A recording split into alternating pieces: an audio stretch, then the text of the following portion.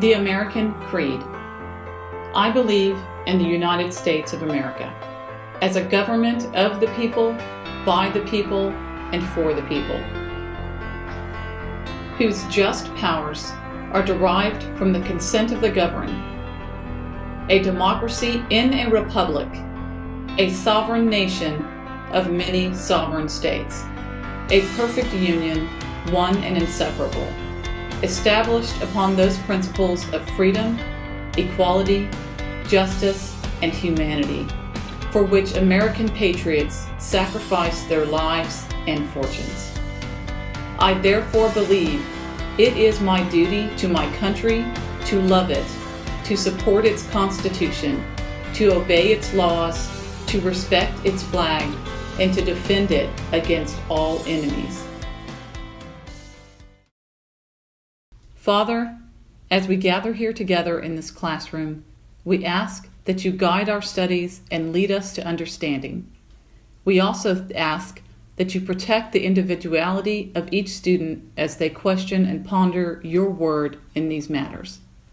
Thank you, Father, for this beautiful place of learning. We pray these words in the name of your Son, Jesus Christ. Amen. Hello, this is Ms. Krewalt, and you are back in American Government class at Bridge Academy, and we are going to finish up the last lesson before the first major exam. We are going to cover the amendments to the United States Constitution today. Your first major exam is going to cover these items, just so you know ahead of time.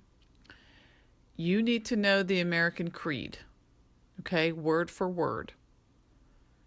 You need to know the history of the events supporting, leading up to the American government's formation. You need to know the Declaration of Independence, understand those concepts, the Articles of Confederation.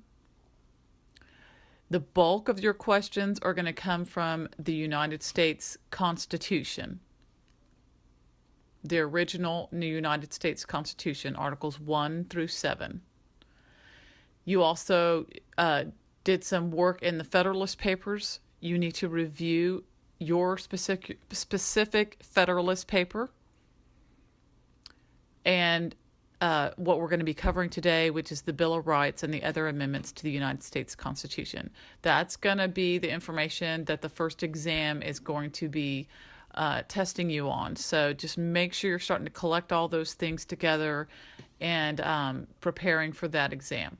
All right, let's go ahead and get into the Bill of Rights. All right, as you know, the Federalist Papers basically kicked off the debate over whether the Constitution should be ratified by the 13 states. You need to understand that, again, there's this Federalist, Anti-Federalist debate going on. And the basis of the Anti-Federalist resistance to the ratification was the fact that there was no claim to the individual rights that needed to be preserved and declared in the context of the creation of a federal government. A comment in John DeWitt's second essay, which was a response to Federalist number 84, pretty much captures the spirit of the Anti-Federalist argument. And he writes that the want of a Bill of Rights to accompany this proposed system, that being the Constitution's federal government, is a solid objection to it. Moving on, a people entering into society surrender such part of their natural rights as shall be necessary for the existence of that society. They are so precious in themselves that they would never be parted with, end quote. The first part of this quote captures that feeling by the Anti-Federalists that if people are demanding a Bill of Rights, it's a clear indication that they don't want a federal system governing over them. So that's why he's saying it's a solid objection to the Constitution. And secondly, he starts to enter into this concept of that we had talked about in the very first lecture. Whenever a people of a society enter into an agreement where they're going to capture some security for themselves, and what is that first casualty of entering into a secure situation? Well, of course, as we talked about earlier, you start to lose your individual freedoms. Now, of course, anti-federalists, what John DeWitt, I believe, is trying to convey here is that, he's starting to realize, okay, we've really enjoyed this freedom, this individual state sovereignty, individual sovereignties, but we realized that wasn't quite working for us, and we're going to have to start entering into some kind of agreement. And what we don't want to do is enter into an agreement that's going to lead into a more, just naturally as it does, lead into a tyrannical situation to where we've lost all of our freedom. So he's saying, he's trying to convey the concept of this Bill of Rights that we're demanding is absolutely necessary to protect this federal government that we've set up from becoming tyranny over us. Okay, next slide. The Bill of Rights. Now, once they had ratified the Constitution, this debate is going on the entire time. And so, some states are coming forward initially to ratify pretty quickly, but it takes a few years. And the Constitution isn't fully ratified until early 1791. But because of these debates, they immediately come up with the Bill of Rights, which they're going to submit like 12 amendments, but only 10 are going to be ratified. And that takes really just about a year to ratify because it circulates through the states and they get those adopted pretty quickly. So, but anyway, the Federalists submit to the demands of the Anti-Federalists about this Bill of Rights, and obviously, good choice there. Okay, so the most important thing you need to understand about the Bill of Rights is that governments do not grant rights, not natural rights. In America, all of our, the Declaration of Independence, all that studying, all that debate, the whole revolution, all was based on the fact that we have God-given natural rights. And they are not given to us by a king or a government or a parliament or our parents. They are given to you, they are endowed to you by your Creator. So they're simply naturally occurring. Now, if you really want to get into the weeds about this stuff, really dive into those Federalist Papers and those Anti-Federalist response to those papers. That is the true epistolary debate and story that captures this concept right here, because that kind of gets off into the weeds about the positivism and negativism of how our Constitution and these amendments are written, particularly the 9th and 10th Amendment. I just want to touch on this a bit because I do think it's important when you start getting into the legalisms of how our law was written. The Federalists were countering this demand for a Bill of Rights by saying, if the federal government in this Constitution starts claiming to authorize or state these fundamental rights, freedom of the press, etc., then it's going to look like the federal government is granting these rights, and we don't want the Constitution to be perceived that way. But remember, they had already put in some restrictions, no suspension of habeas corpus, bills of attainder, ex post facto laws. They had already kind of gotten into this concept of individual rights, and that's probably at the behest of the anti-federalists, at this constitutional convention. But just know that they were digging really deep here, philosophically, when it came to creating this remarkable document. And I think that this debate over the Bill of Rights really captures that epic struggle that they were having to create a document that didn't consume itself, that really did create enough balance in the government between, a centralized power that could lead the nation and enough individual sovereignty to be preserved. Remember that when you're studying and researching and you really want to get down to the nuts and bolts of something, go to those primary resources.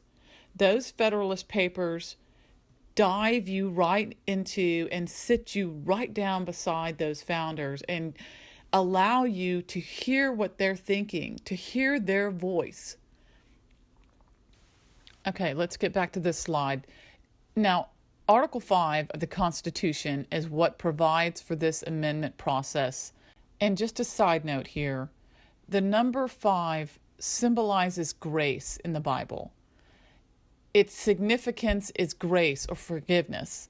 And I find that just so interesting because Article 5 becomes the amendment process for the Constitution, the grace that we're going to give our law to if we need to come in and make a little correction to it.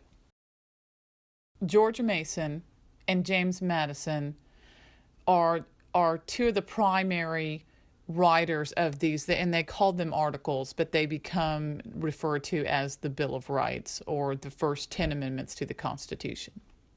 The first 9 of these really focus on the fundamental rights of the individual. And the 10th Amendment addresses the states' rights. Okay, the First Amendment. Congress shall make no law respecting an establishment of religion or prohibiting the free exercise thereof, or abridging the freedom of speech or of the press, or the right of the people peaceably to assemble, and to petition the government for a redress of grievances. Okay, that's 5 freedoms right there. But notice, there is no wording that says separation of church and state. And you will not find separation of church and state anywhere in the Constitution or in any of these amendments, because it's not there. The first part of the First Amendment is indicating that there would be no specific denomination like Baptist or Methodist. And what's more, it goes on to imply that there would be no religion established as the state religion. And I don't mean state as in the different states, but as in the nation's religion would not be, assigned to be Christian or Buddhist. They wouldn't do that, as well as they wouldn't say that it's the Baptist denomination of Christianity. Okay, so there will be no law respecting the establishment of any religion. But it doesn't stop there. The grammar indicates that it would read twofold.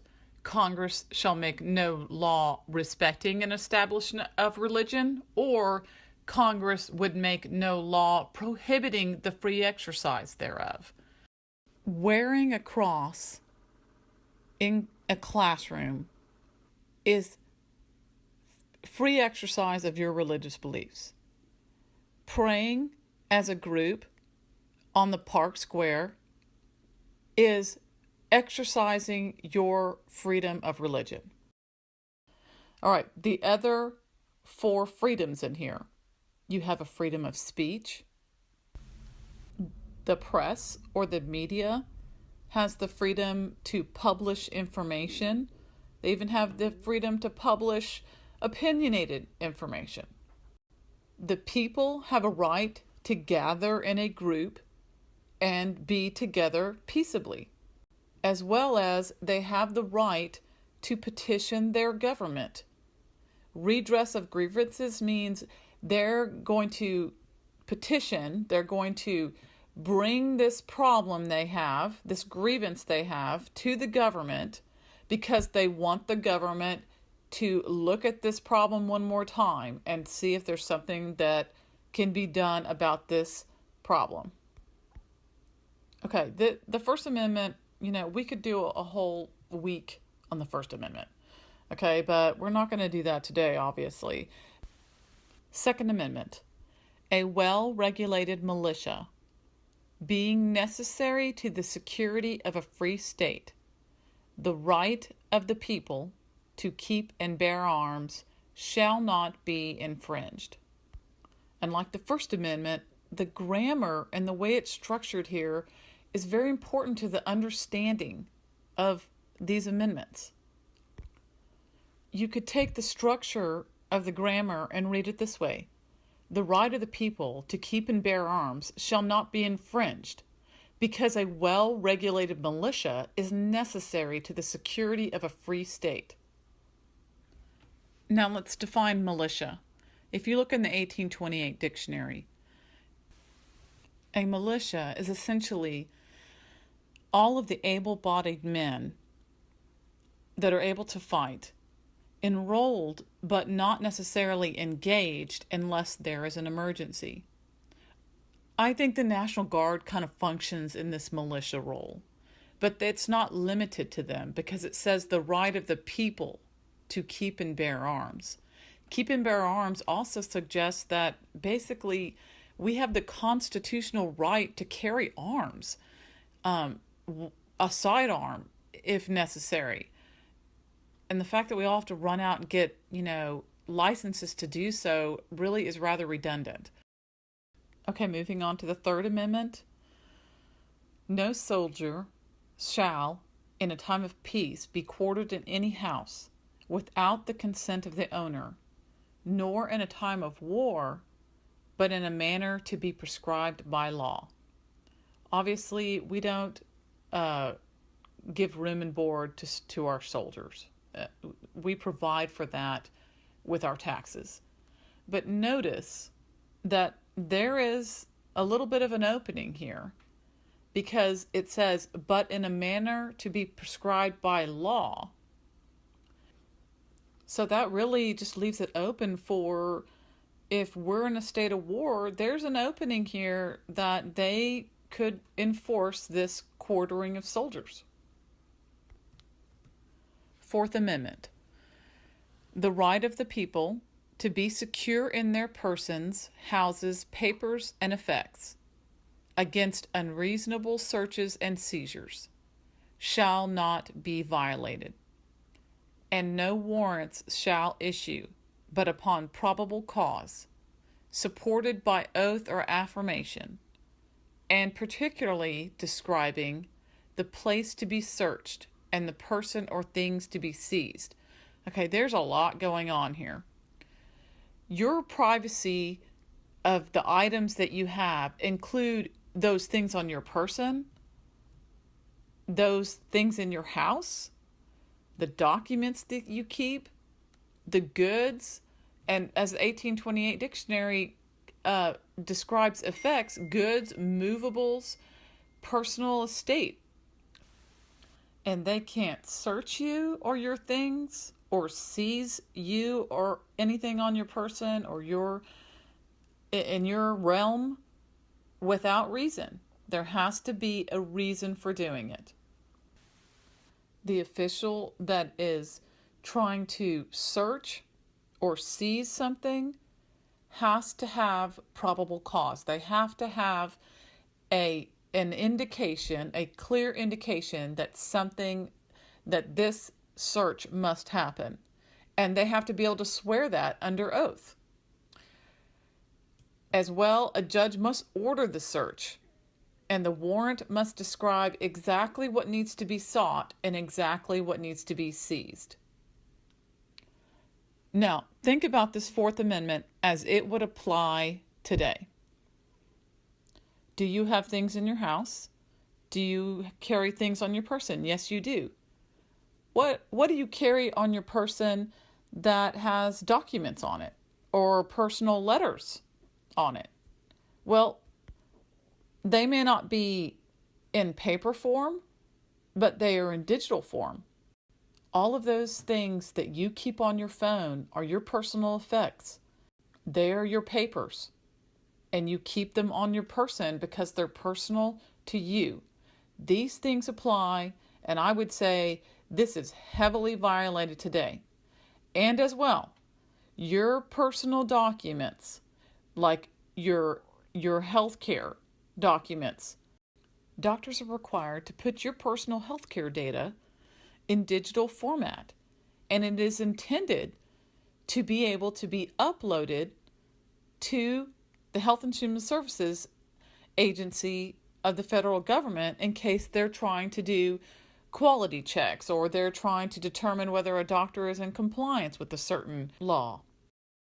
Fifth Amendment, no person shall be held to answer for a capital or otherwise infamous crime unless on a presentment or indictment of a grand jury, except in cases arising in the land or naval forces or in the militia, when in actual service in time of war or public danger.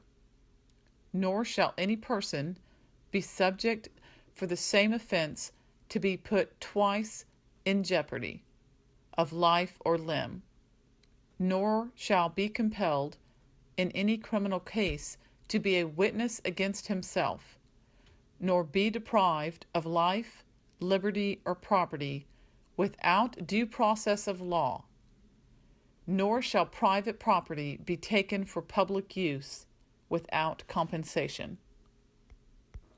Okay, again, we have a lot going on here in this amendment. First of all, the grand jury.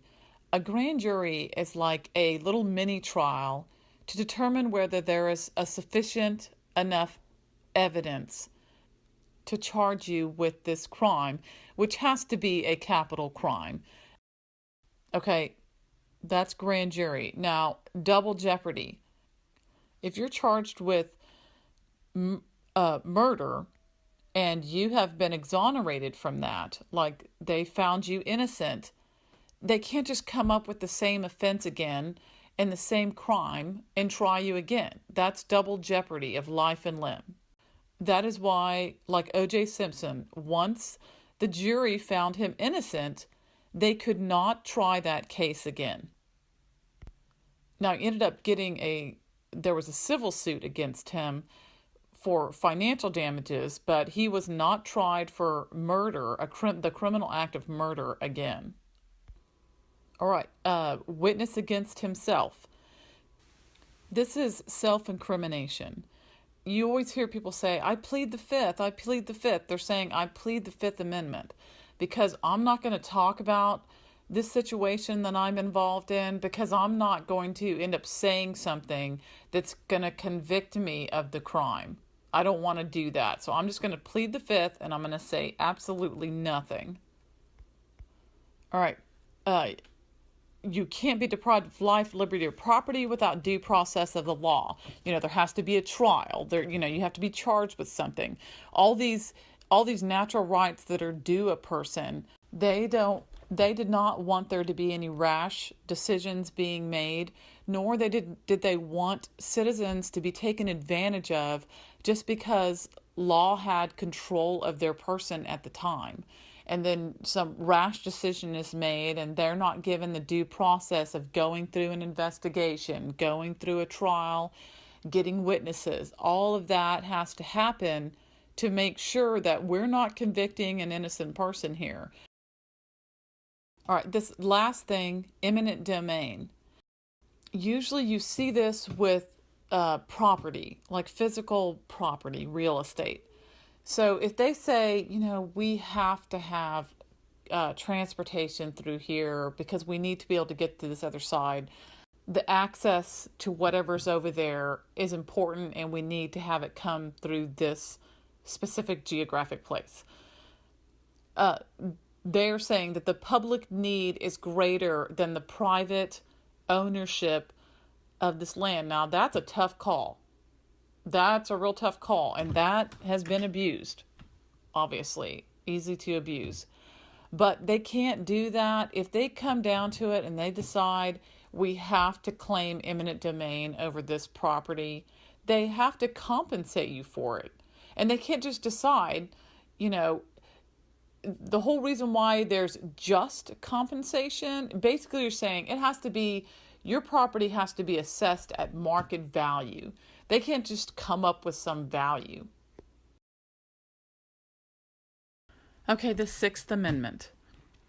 In all criminal prosecutions, the accused shall enjoy the right to a speedy and public trial by an impartial jury of the state and the district wherein the crime shall have been committed, which district shall have been previously ascertained by law, and to be informed of the nature of the cause of the accusation, to be confronted with the witnesses against him, to have compulsory process for obtaining witnesses in his favor, and to have the assistance of counsel for his defense. Okay, that's a lot right there.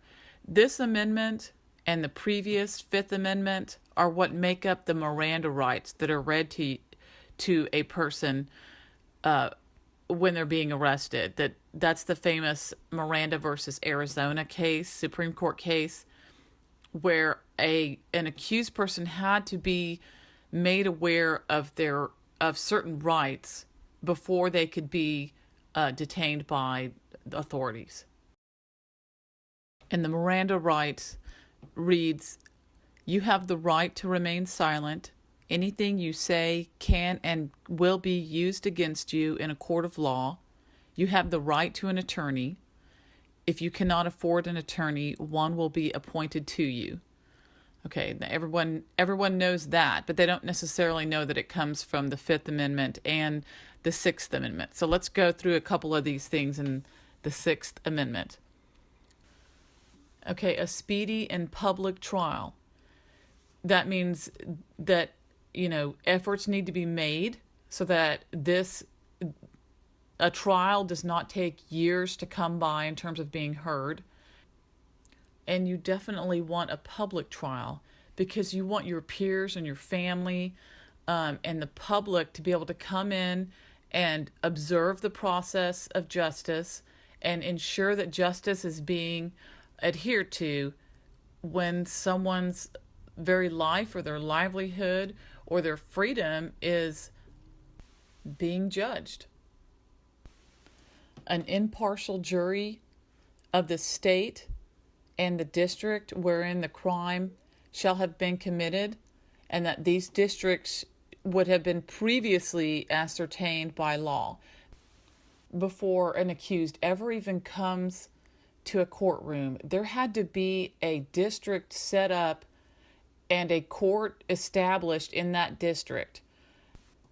So if a crime happens in that district, this court is where that case will be heard. And at that case, an impartial jury, meaning from that district, people will be chosen and they're like interviewed before they come to make sure that they don't have any partial ideas towards the accused, whether it's in favor or against. They're trying to find people who really know nothing about the case. And so they're not going to come with a preconceived idea about the judgment of this person. Okay, the accused has to be informed of the nature and the cause of the accusation. So it has to be stated, you are being arrested for this particular crime or offense that you have committed. And the accused has the right to confront the witnesses against him. And this is biblical law. You should be able to, if someone accuses you of a crime, it's only fair that you are able to see who is it and what are they saying, because you're the one, your life and your livelihood and your good name are up for grabs now, and it's only fair that you get to see who's making this accusation. All right, to have a compulsory process for obtaining witnesses. This is the jury duty notice that you get in the mail because you're a voter, and part of your obligation as a citizen is you have a civic duty to report for jury duty to determine whether you are impartial and can sit on a jury so that this can be provided for the accused. That's just your civic duty as a member of society. And as a member of the jury, part of the defense is that you're looking for someone who's, as it says in the amendment, a witness in his favor. Okay, so the defense is there to defend you and to pick someone who's not already predetermined that, okay, I know this person's guilty, or I don't like the color of his skin, or I don't like the kind of work he does. I mean, you're looking for someone who doesn't have a prejudice against the accused. And finally, to have the assistance of counsel for his defense. You know, this is that last thing in the Miranda rights. If you cannot afford an attorney, one will be appointed to you, but you have the right to an attorney because, one, self-incrimination. You shouldn't have to defend yourself. And that right there is the beginning of the Miranda rights. You have the right to remain silent. Self-incrimination is a problem. That's why you have the right to counsel, to have someone else defend you so that you don't incriminate yourself. And of course, we just talked about self-incrimination, being in the Fifth Amendment. That's why the Fifth and the Sixth make up the Miranda rights. All right, the Seventh Amendment. In suits at common law, where the value of the controversy shall exceed $20, the right of trial by jury shall be preserved, and no fact tried by a jury shall be otherwise re-examined in any court of the United States than according to the rules of the common law. Okay, so this was the right to have a trial by a jury in civil cases. And don't let the $20 cloud your judgment here. Obviously, at the time, the value of money was different. But if you think about it, this was a good addition to the Constitution because it is very easy to destroy someone financially with a civil trial against them. And they clearly did not want to leave it up to a judge, one person, to decide the fate of a person's livelihood. I mean, just think about it a minute. If you've got someone, a neighbor or co-worker that just has it out for you, they could just bring, and they could be cherry picking the judge in this case, by being in the district that they're in. They can bring a lawsuit against you that can absolutely destroy you, and you just want to have as many options as possible to fight this partial effort that could be brought against you. So if you ask for a trial by jury, that's more protection because you're allowing more people to sit down and hear the evidence and make a judgment that you either did something wrong for which you should be civilly penalized for, or you didn't. I think there's a lot of power here against interpersonal conflicts that can and do destroy people's livelihoods because one, it ruins their reputation, especially if they're in business, or it ruins their reputation if they've got a job. If you've got a case against you and everybody knows that, that can be very destructive to your image and your employability. Or these civil lawsuits can destroy the financial security that you've built over time. While this Seventh Amendment really isn't well known, it's not one of the ones people quote typically, I think it was very savvy of the founders, particularly the Anti-Federalists, to come in and ensure that this civil law was addressed as well, because they were probably experiencing this, personal destruction through civil lawsuits at their time as well. So although this amendment isn't quoted very often, it certainly, I think, carries a lot of weight and cures a lot of evil. Okay, let's move on to the Eighth Amendment. Excessive bail shall not be required, nor excessive fines imposed, nor cruel and unusual punishments inflicted. Okay, cruel and unusual punishment was the definition given to capital punishment being execution, like in the 70s and the 80s. And there was a Supreme Court judgment that determined that the death penalty was considered cruel and unusual punishment. And this forced all the states to go back and re-examine their death penalty cases. And I think most of them had to rescind those punishments and convert them to life sentences instead. So the states went in and reevaluated, and there still are many states that carry the death penalty, and it is legal in that state. But there are states where it is illegal. So this came down to a state-by-state decision. But it didn't let up on the fact that there are certain restrictions, like it is illegal to give the death penalty to minors, to handicapped persons. I mean, there's some obvious exclusions that needed to happen there. And so that's what that correction generated. Okay, let's move on to the Ninth Amendment. The enumeration in the Constitution of certain rights shall not be construed to deny or disparage others retained by the people. Okay, this is where it's very easy to get off into the high grass and get lost. Okay, the concept here is that the people have given the federal government with this Constitution enumerated and expressed powers. And they have declared certain rights in that Constitution. But just because there may be some rights that aren't spoken of in the Constitution doesn't mean that we're going to deny the people those rights.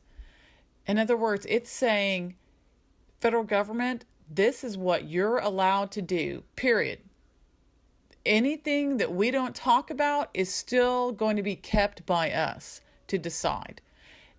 When it says retained by the people, that means the people are going to have the final say on anything that we didn't talk about. We haven't given you the right to, and this is what the construed word is, to create new laws or penalties, nor can they disparage, take away certain rights because they may not be clearly defined or something. So this Ninth Amendment is almost never talked about, and I think it's an opening for a lot of review of the federal government, because this is what tells the federal government, this is your place over here and you have these powers, and we're the people over here and we have these powers, and we've reserved everything we didn't talk about. We've reserved that for us to decide. Whether we do or not, or say anything about it, is irrelevant. Okay, just let that idea settle in a little bit. And I just want to mention that Madison believed that the framers excluded the Bill of Rights or these individual rights purposefully, because if the federal government is coming in with the Constitution and saying, okay, you can do this and you can do that, and they had already mentioned like habeas corpus, ex post facto laws, and they'd started to get into these individual rights a little bit at the end. He believed the federal government avoided doing that, and this was the Federalist argument, because if we go in and say that you have these individual rights, it's like saying that the federal government granted those rights, and they did not want that to be misconstrued, that the federal government issues our individual civil rights. The Declaration of Independence had already stated that we considered individual rights, we reserved this power to the Creator as giving us those rights. So there was extensive debate about this particular idea, and I think it's just spectacular, philosophy to get into. And legal, it seems very legalistic, but I think it's a very important topic. And, there could be a whole lecture on this topic alone by the right person, that had all those legal concepts down.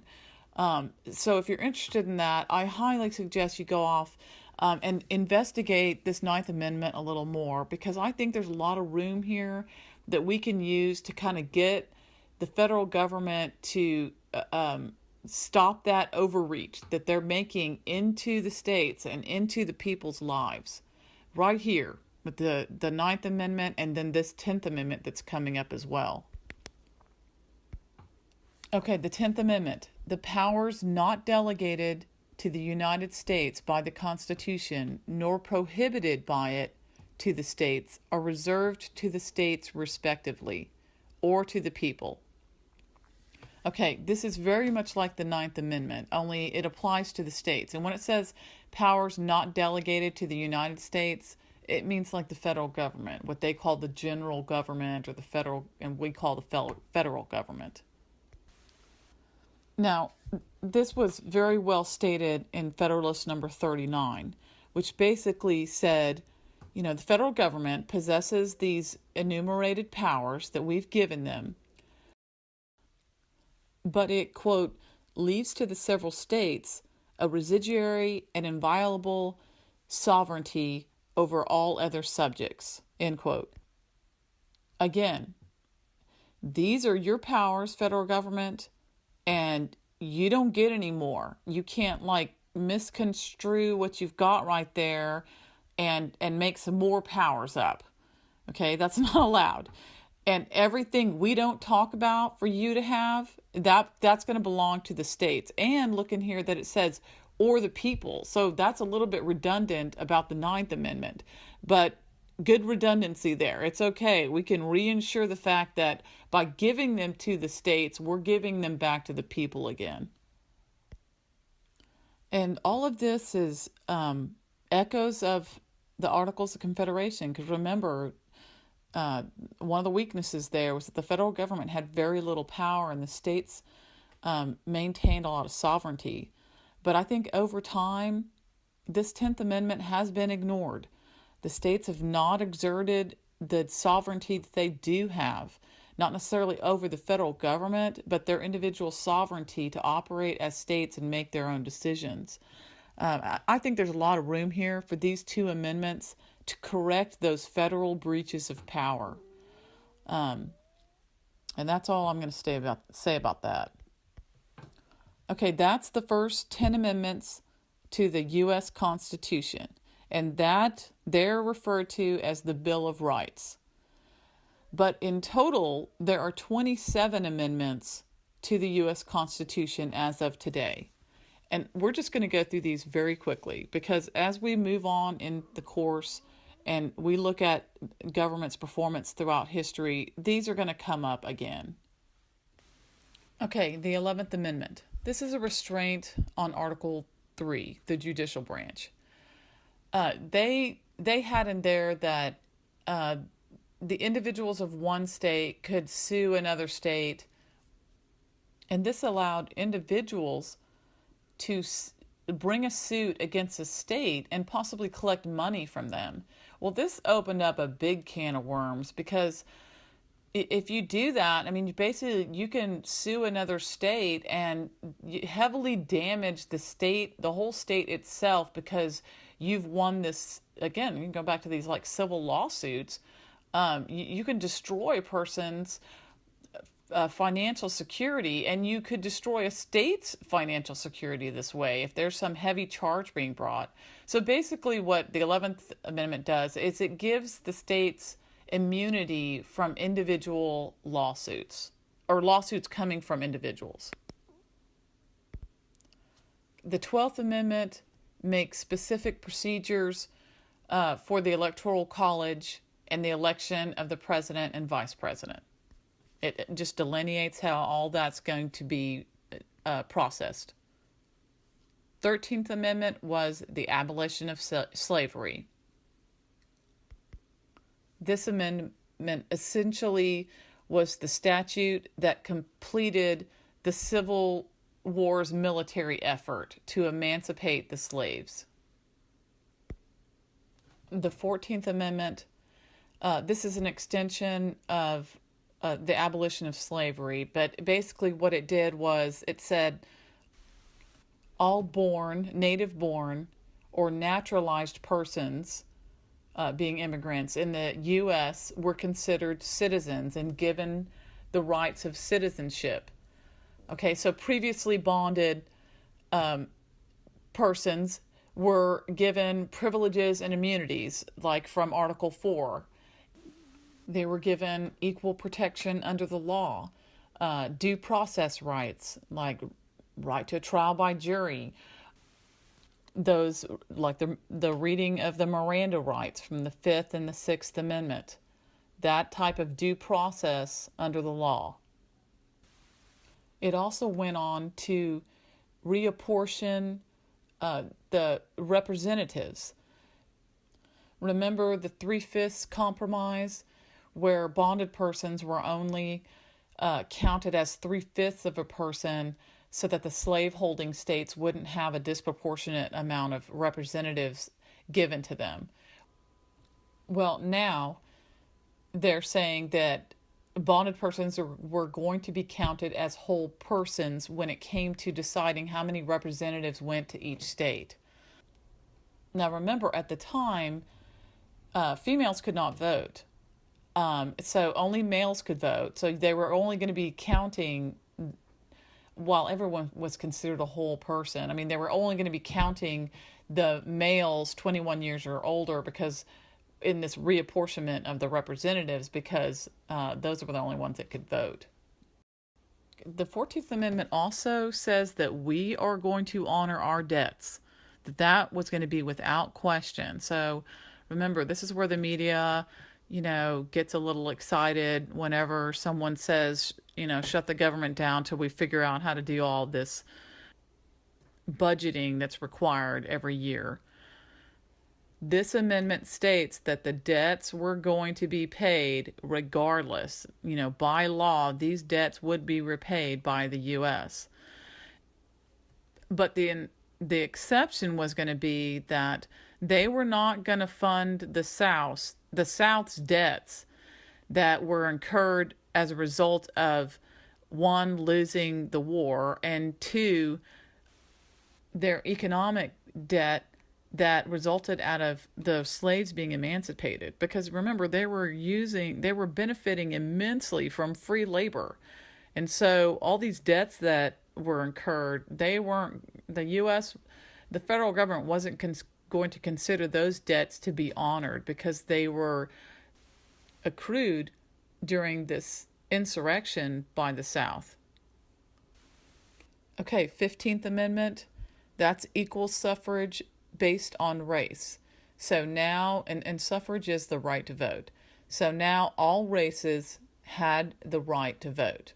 But remember, women couldn't vote, and anyone under 21 couldn't vote. So it's not like everyone from that race could vote. Okay, Amendment number 16 allowed for income tax to be collected by the federal government. Okay, here's where all the boos and hisses should start up. Okay, not going to say much about that. That's the 16th Amendment, federal income tax. Okay, and that one was ratified in 1913. So we've made kind of a big jump here because the 15th Amendment was ratified in 1870. So we went from, post-Civil War to 1913, where apparently we had this brilliant idea that we would start collecting income tax. 17th Amendment provided for the popular election of senators. So no longer would the state legislatures be appointing senators to the U.S. Congress. They would be elected just like the representatives were. And I think this was a huge loss to states' rights. And this amendment was ratified in 1913 as well. So, and what you're starting to see here is the beginnings of progressivism, which is this new advocacy for social reforms. People are taking a look around and they're deciding we need the federal government to step in and make more of these decisions. So you can see it's not a big jump to go to the 16th and 17th Amendments to start saying, hey, the federal government's going to collect more money because we're going to try to get the federal government to cure these social evils, and we're going to popularly elect the senators and reduce the state control.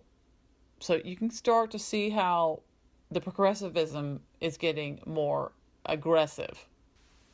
And then in 1919, the progressive movement takes another step into controlling, getting involved in the social reform, and they push for the 18th Amendment, which is the prohibition of sales and manufacturing of liquors, intoxicating liquors.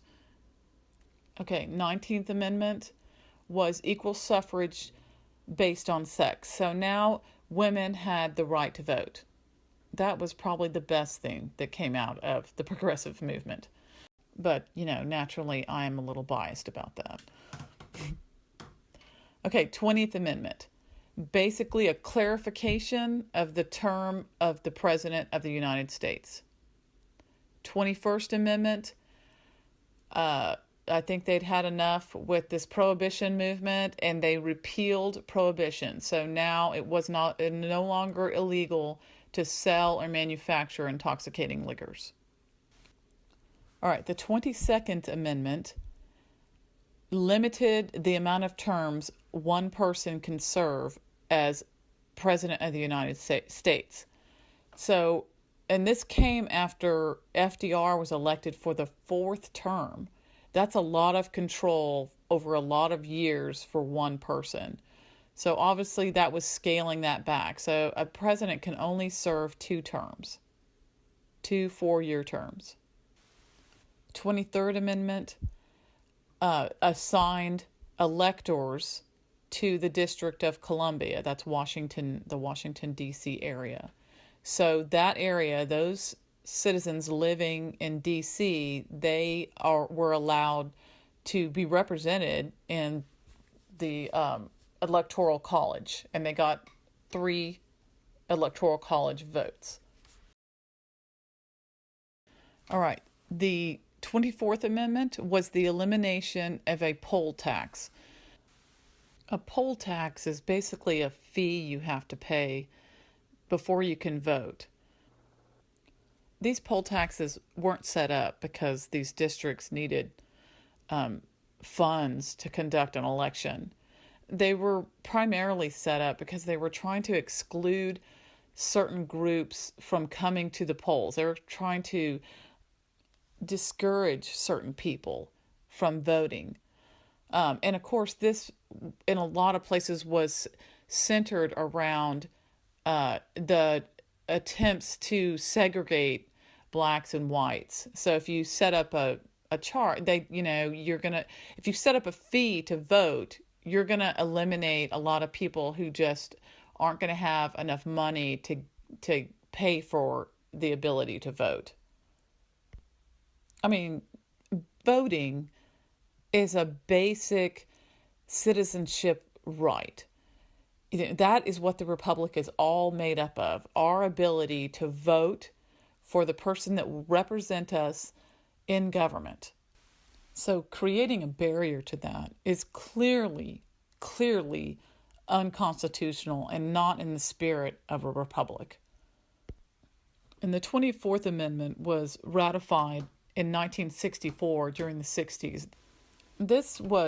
At this time, the civil rights movement was in full gear. So there was a lot of repealing of Jim Crow laws, anything that was inhibiting the rights of people based on their race. Okay, the 25th Amendment laid out the procedure for how there would be a succession of the President of the United States. This one was passed in 1967, which was after the assassination of President Kennedy. So we really needed some clarifications to be made there, and so that's what this 25th Amendment is. Now the 26th Amendment, we're getting back to suffrage again. We have equal suffrage based on age. So you could now vote at the age of 18. And the reason why that came in is because we were sending young men off to Vietnam in the draft. So they were drafted into service to fight in the military at 18 years old, but they couldn't even vote. So obviously there's a huge disparity there. You're representing your country, but you can't even vote in an election. So that corrected that problem. And the last amendment on the books right now is the 27th Amendment. And this is an interesting one on how it came about. The 27th Amendment delays the increase of pay to congressional members until after they have left office. So until after an election has occurred. And so basically, Congress cannot vote in their own pay raise. So if they vote on a pay raise for congressional members, there must be an election first so that the public has an opportunity to remove that person from office. It's just a way to keep the abuse of the office in check. Now, the interesting thing about this amendment is that it was introduced into Congress as part of the Bill of Rights in 1789. But it was never ratified. There were 12 amendments that were actually proposed as the Bill of Rights, and the 11th Amendment, that is now the 11th Amendment, was actually part of that, but it wasn't ratified as well. The one about an individual can't sue a state, the Article 3 correction. It wasn't ratified when the Bill of Rights were ratified, but it was shortly introduced again after the Bill of Rights, and obviously it became the 11th Amendment. But the 12th one that was proposed was this amendment about compensation of congressional members, but it was never ratified. Okay, now jump forward to 1990s. A University of Texas undergraduate student named Gregory Watson wrote a term paper about this amendment and was the advocate for getting it ratified. So, he was a big advocate for that, and it actually went around, was proposed by Congress, and was sent around the states and ratified. So that's your hint that you're never too young to make a difference. When I talk about students that go and testify for issues that they care about down at the Capitol, whether it's your state capital or you're calling representatives in Washington, D.C., you're never too young to have an idea about something that you think is important and try to convey that importance to your representative. That's how a republic works. And I want you to be involved. You know, this young man, this young student from UT looked at the value of this amendment and decided, you know what, it was good enough for the Bill of Rights, and by golly, it's good enough for us to have it implemented now. Okay, that's the last amendment to the United States Constitution, and that is the last thing we're going to talk about in this lecture. So we are done. We have gone through all of the founding documents that are critical to the understanding of how American government was created. And this is where I do an assessment. I want to see how much of this is sunk in. You need to go back to all of your notes, go back to all of your assignments that you've done, starting with the book of James and going all the way up through these Federalist Papers assignments that we had just recently.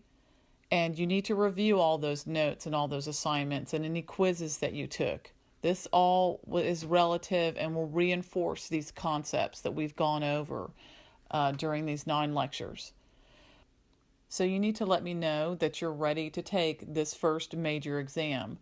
Email me and let me know so that I can get that sent to you and we can get that taken care of, because you will not be able to move on to the next section until this exam is completed. So please go ahead and email me when you feel like you're prepared to take the test. Okay. We are done with Unit 1 of American Government, the Founding Documents. And I will see you next time in government class at Bridge Academy. You guys have a great day.